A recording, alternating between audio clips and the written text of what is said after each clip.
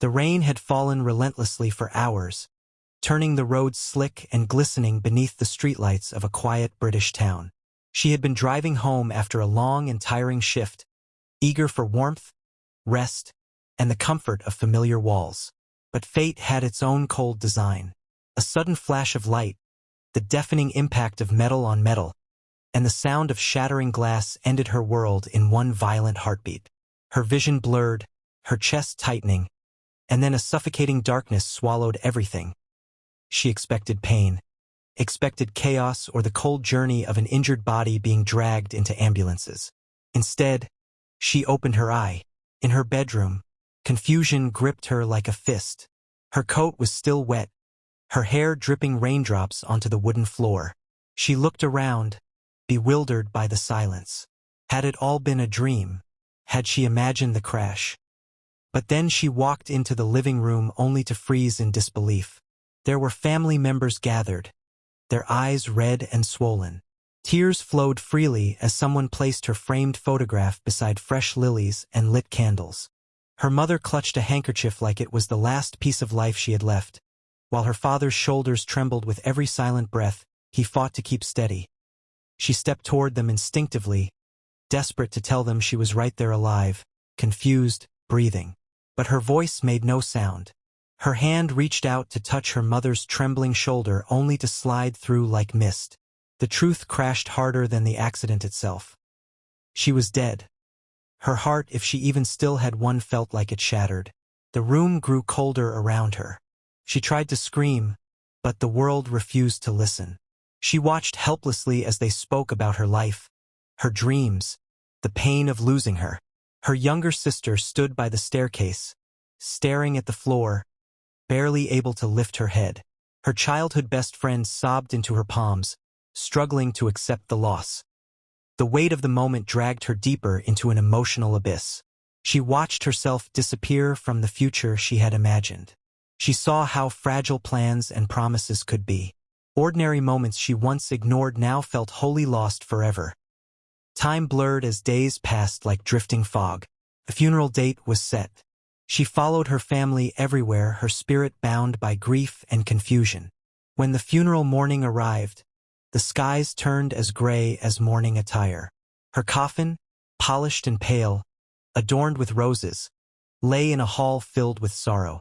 Familiar faces stood in silence. Some held genuine heartbreak. Others wore sorrow like a costume, pretending grief for appearances or reputation.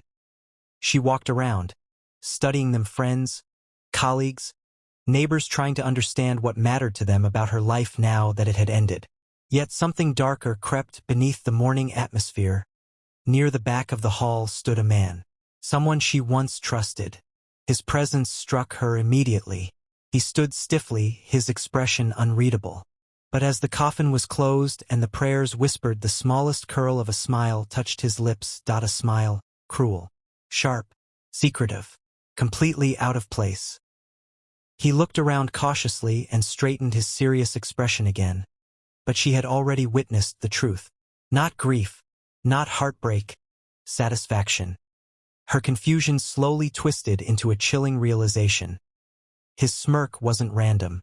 It wasn't accidental. It was relief. It was joy. It was victory. A storm of memories surged, moments shared with him, his presence in her life, small hints of envy she once ignored, and then a vivid flash. She remembered the moments leading up to the crash. Her brakes had failed suddenly. The car didn't stop no matter how hard she pressed. It wasn't just an accident. It was murder, and the man who smiled was the reason she was no longer alive. From that moment, her grief transformed into a mission. She followed him as he left the funeral. He walked quickly, avoiding eye contact with anyone. His body language held tension, a man with a secret tucked beneath every step. She stayed close. She entered his home without a struggle, passing through the door like wind. Papers, documents, and hidden files lay scattered across his desk. She studied every piece, learning truths that should have been impossible to ignore while she was alive. Financial desperation, a jealousy rooted in years of comparison. He always wanted what she had: opportunities, relationships, love. Most of all, he wanted something she never imagined someone would kill for. Her inheritance. A recently updated will, signed after her grandfather's death, left her ownership of valuable property, something he believed should have been his. And in his twisted mind, eliminating her seemed like a clear and profitable decision. Her spirit trembled with fury. The man who smiled at her funeral had celebrated gaining everything while she lost her life. But while she had lost her voice, she had not lost her will. She began learning how to move objects, small things at first. A fallen picture frame, flickering lights, messages spelled in subtle ways. Enough to disturb him, enough to fill his nights with nightmares. His guilt, once hidden, now consumed him. Sleeplessness turned into paranoia. He jumped at every shadow, every creak, every unexpected draft. His sanity began to crack. His fear pushed him into mistakes, careless words, shaky decisions, desperate actions. Clues reached the police through anonymous tips, papers misplaced, information leaked, evidence suddenly discovered. She guided investigators like an invisible force. She watched as officers connected every thread. Her death no longer considered an accident but a calculated crime. Finally, the moment came when they knocked on his door. He tried to maintain composure, but sweat betrayed him. His voice shook. He failed to hide the fear that now controlled him.